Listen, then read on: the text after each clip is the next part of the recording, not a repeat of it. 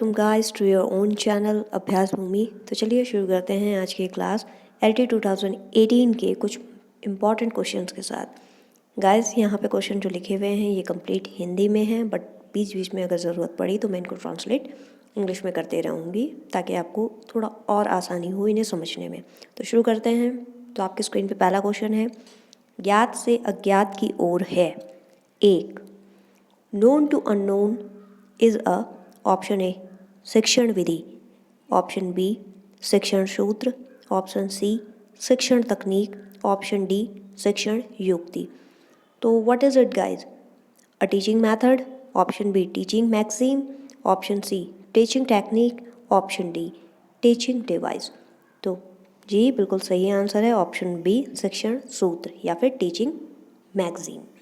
तो इसी के साथ हम आगे बढ़ते हैं अगले क्वेश्चन पर। तो क्वेश्चन नंबर सेकंड इज, शिक्षण व्यू रचना है। शिक्षण व्यू रचना teaching strategy is a, option A उद्देश्यों को प्राप्त करने की योजना, ऑप्शन बी शिक्षण की विधि, ऑप्शन सी कक्षा में अतिरिक्त क्रिया, या ऑप्शन डी उपरोक्त में से कोई नहीं। तो अगर कोई भी टीचिंग के लिए स्ट्रैटेजी तैयार कर रहा है तो ऑब्वियस सी बात है उसका कोई गोल होगा जिसे उसे अचीव करना होगा। तो बिल्कुल सही आंसर ऑप्शन ए उद्देश्यों को प्राप्त करने की योजना। सीधा सा मतलब है प्लान टू अचीव ऑब्जेक्टिव्स। आगे चलते हैं। द नेक्स्ट क्वेश्चन इज,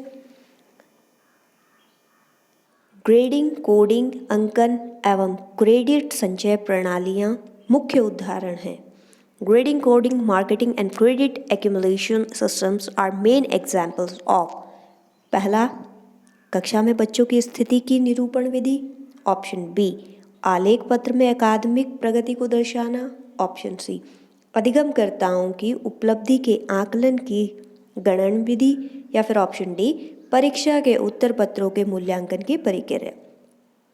तो इसे अगर मैं इंग्लिश में कहूँ तो option A is method of representation of the position of children in the class, option B to show academic progress in the paper, option C enumeration of the achievement of the learners method, या option D procedure for evolution of exam answer sheet. तो सीधी सी बात है, हमें इन चीज़ों से कोई लेना देना नहीं है कि बच्चा कैसे कर रहा है क्या कर रहा है, क्योंकि हम लोग तो उसे आगे बढ़ाने के लिए आए हैं। तो सीधी सी बात है, हमारा ग्रेडिंग एंड कोडिंग मेथड किसके साथ जाएगा? ऑप्शन नंबर सी अधिगमकर्ताओं की उपलब्धि के आकलन की गणन विधि में। Enumeration of the achievements of the learners method, बच्चा कितना सीख रहा है, क्या सीख रहा है, इस चीज़ का आकलन करना हमारा काम है, उसको जज करना नहीं। ठीक है, इसी के साथ हम आगे बढ़ते हैं। नेक्स्ट क्वेश्चन इज, दल शिक्षण में दल है। दल शिक्षण मतलब in team teaching a team of. तो ऑप्शन ए अध्यापकों का जो शिक्षण योजना को तैयार करके उसका क्रियान्वयन करता है, ऑप्शन बी छात्रों का जो शिक्षण योजना को तैयार कर उसका क्रियान्वयन करता है, ऑप्शन सी अध्यापकों एवं छात्रों का जो शिक्षण योजना तैयार कर उसका क्रियान्वयन करता है, या ऑप्शन डी इनमें से कोई नहीं। तो क्या लगता है गाइज आपको? शिक्षण दल में अगर हमने बात करी है, दल शिक्षण में शिक्षण की अगर आपने बात करी है टीचिंग, तो ये सीधी सी बात जाएगी टीचर के साथ। तो option A is right answer, अध्यापकों का जो शिक्षण योजना को तैयार करके उसका क्रियान्वयन करता है। ठीक है, इतना आपको क्लियर हो चुका होगा। अब हम आगे बढ़ते हैं नेक्स्ट क्वेश्चन के साथ। क्वेश्चन नंबर 5 आपकी स्क्रीन पे, चिंता का वह स्तर जो छात्र को सीखने के लिए तैयार करता है वह है। तो चिंता का स्तर यानी the level of anxiety which makes student receptive of learning is. तो सीधी सी बात है, जब तक बच्चे को टेंशन नहीं होगी, टेंशन यानी जब तक वो किसी चीज़ के बारे में सोचेगा नहीं, जानेगा नहीं, वो आगे कैसे बढ़ेगा। तो इसके लिए ऑप्शन आपको दिए गए हैं। ऑप्शन ए चिंता ना होना, नो एंग्जाइटी, ऑप्शन बी अत्यधिक चिंता, एक्सेसिव एंजाइटी, ऑप्शन सी सामान्य चिंता, नॉर्मल एंजाइटी, या ऑप्शन डी अधिगम का चिंता से कोई संबंध नहीं है। क्या सच में आपको ऐसा लगता है बिना सोचे समझे या फिर बिना टेंशन लिए बच्चा आगे बढ़ सकता है? नहीं, ऑप्शन सी सामान्य चिंता। चिंता हो बच्चे को पर थोड़ी बहुत, इतनी नहीं कि वो बिल्कुल ही परेशान हो जाए, या फिर इतनी कम भी नहीं कि उसे कोई फ़र्क ही ना पड़ेगी उसके एग्ज़ाम में कम नंबर आ रहे हैं या ज़्यादा नंबर आ रहे हैं, वो अच्छा कर पा रहा है या नहीं कर पा। तो इसी के साथ हम आगे बढ़ते हैं। द नेक्स्ट क्वेश्चन इज, यह सामाजिक वातावरण में आयोजित किया जाने वाला एक निष्ठ उद्देश्यपूर्ण क्रियाकलाप है। यह कथन शिक्षण की किस विधि की ओर संकेत करता है?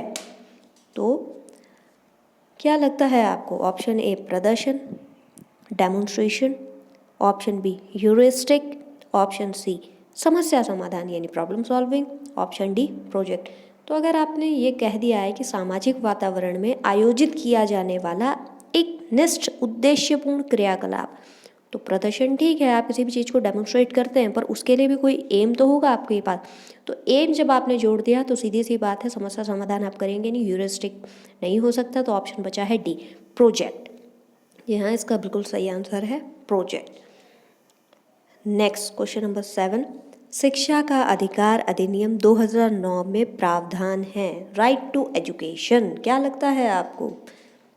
अगर मैंने बात करी है आरटीई की, राइट टू एजुकेशन की, तो ऑप्शन ए निःशुल्क एवं अनिवार्य शिक्षा का अधिकार, ऑप्शन बी बालक को शारीरिक एवं मानसिक दंड का निषेध, ये भी बिल्कुल सही है, ऑप्शन सी बाल अधिकारों के संरक्षण की व्यवस्था, या फिर ऑप्शन डी उपरोक्त सभी। तो क्या लगता है आपको, शिक्षा का अधिकार क्या कहता है? बिल्कुल सही बात है, पहला ऑप्शन बी इसका सही है, निःशुल्क एवं अनिवार्य शिक्षा। ऑप्शन बी बालक को शारीरिक एवं मानसिक दंड का निषेध है, यहाँ पे प्रावधान नहीं है, इस चीज़ का ध्यान रखिएगा। ऑप्शन सी बालक या फिर बाल अधिकारों के संरक्षण की व्यवस्था, ये भी बिल्कुल सही, और ऑप्शन डी उपरोक्त सभी। तो किसके साथ जाएंगे आप? या बिल्कुल करेक्ट आंसर है ऑप्शन डी उपरोक्त सभी। नेक्स्ट वन इज आवश्यकता के पदानुक्रम सिद्धांत के प्रतिपादक कौन हैं? क्वेश्चन नंबर 8 इज कौन है? क्या लगता है आपको? आवश्यकता के पदानुक्रम सिद्धांत, आवश्यकता need, option A Watson, option B Maslow, option C Jean पियाजे, ऑप्शन डी कोहलर। तो क्या लगता है आपको? जी बिल्कुल सही लगता है, option B is right answer Maslow. Next question is सामूहिक शिक्षण करते समय विद्यार्थियों की व्यक्तिगत समस्याओं के समाधान हेतु निम्नलिखित में से आप कौन सी विधि का प्रयोग करेंगे? अगर आपको लगता है कि कोई बच्चा परेशान है, या फिर आप सीधे से कहें in English, while doing group teaching out of the following which method you will apply to solve individualize problem of each student? Option A भाषण, ऑप्शन बी अभिक्रमित अनुदेशन, ऑप्शन सी अनुवर्ग, ऑप्शन डी प्रदर्शन। यानी ऑप्शन ए भाषण मतलब lecture, option B अभिक्रमित अनुदेशन मतलब प्रोग्राम्ड इंस्ट्रक्शन, या फिर ऑप्शन सी अनुवर्ग ट्यूटोरियल, ऑप्शन डी डेमोन्स्ट्रेशन। तो सीधी सी बात है भाई, जब टीचर जा रहा है वहाँ पढ़ाने के लिए तो उसका काम है टीचिंग करने का, तो कौन से मेथड को वो सबसे पहले लेगा? ऑप्शन सी अनुवर्ग यानी ट्यूटोरियल को। ओके, उम्मीद है आपको समझ में आ रहा होगा। नेक्स्ट क्वेश्चन इज संप्रेषण प्रक्रिया में शिक्षक का व्यवहार शाब्दिक से अशाब्दिक तक हो सकता है। तो in English the behaviour of a teaching may be from verbal to non verbal in communication process. तो वर्बल से नॉन वर्बल की तरफ अगर आप जा रहे हैं टीचिंग प्रोसेस में, तो ऑप्शन ए ये सही है, क्या ऐसा पॉसिबल है? Option B it is not true, ये सही नहीं है, या फिर ऑप्शन सी आंशिक रूप से सही है, it is partially true, option D none of these. तो क्या लगता है आपको? कई बार ऐसा होता है ना कि हम लोग टीचिंग कर रहे होते हैं, हम लोग बोलते बोलते रुक जाते हैं और किसी बच्चे को ध्यान से देखते हैं, अगर वो शैतानी कर रहा है तो हम इशारों में उसे समझाते हैं कि बच्चे ऐसा नहीं कर रहे हैं, हम उसे कुछ कहते नहीं, बस उसे देखते हैं और वो शांत हो जाता है। तो ये भी एक शाब्दिक से अशाब्दिक का कोई मैथड है जो एक क्लास के तहत हम लोग करते हैं। तो ये आपको क्या लगता है, सही है या गलत है? ऑप्शन ए सही है।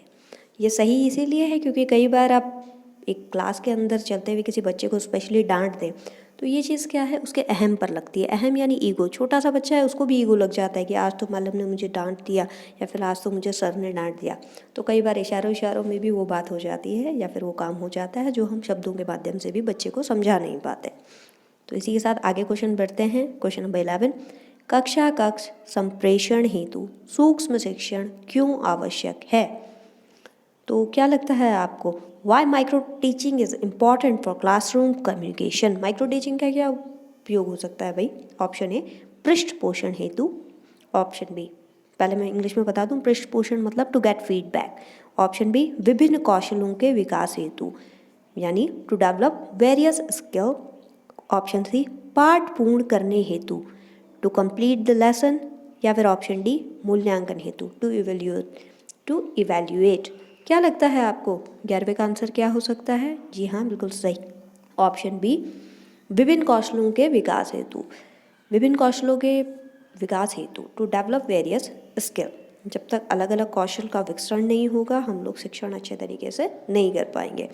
द नेक्स्ट क्वेश्चन इज, अध्यापक होने के नाते यदि आप किसी विद्यार्थी की बुरी आदत को सुधारना चाहते हैं तो क्रियात्मक योजना बनाते समय आप अधिगम के किस सिद्धांत को ध्यान में रखेंगे?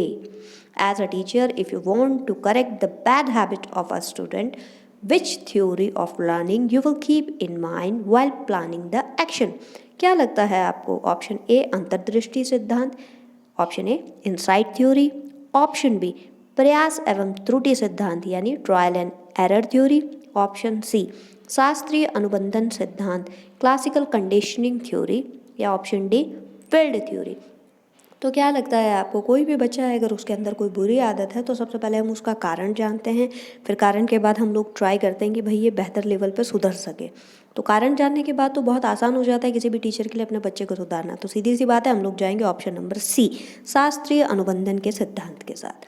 ओके, ये चीज़ आपकी समझ में आ गई होगी। नेक्स्ट क्वेश्चन है, व्यक्तित्व किसी व्यक्ति के व्यवहार का कौन सा पक्ष है? तो क्या लगता है आपको? Personality is an individual is which aspect of his behaviours. क्या लगता है आपको? ऑप्शन ए संज्ञानात्मक पक्ष, that is cognitive aspect, option B गैर संज्ञानात्मक पक्ष, नॉन कॉग्निटिव एस्पेक्ट, या फिर ऑप्शन सी बौद्धिक पक्ष, इंटेलेक्चुअल एस्पेक्ट, या फिर बाह्य पक्ष, एक्सटर्नल एस्पेक्ट।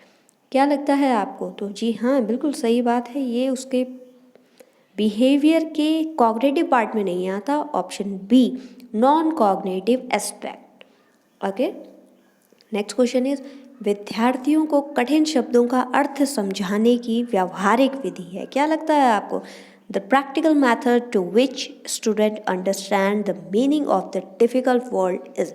अगर कोई बच्चा है उसको कोई वर्ड समझ में नहीं आ रहा है या फिर उसको बोलने में उसमें कठिनाई हो रही है, जैसे बड़े बड़े शब्द होते हैं जो बच्चे नहीं बोल पाते, तो उस टाइम पे आपको क्या लगता है आप क्या करेंगे? ऑप्शन ए उन शब्दों को वाक्यों में प्रयोग करके पढ़ाना, teach them uses of such word in sentences. आप बार बार उनको शब्दों को वाक्यों में प्रयोग कर रहे हैं और बच्चे को पढ़ाते चले जा रहे हैं, या फिर ऑप्शन बी विपरीत अर्थ वाले शब्द बताना, गिव देयर एंटोनिम्स।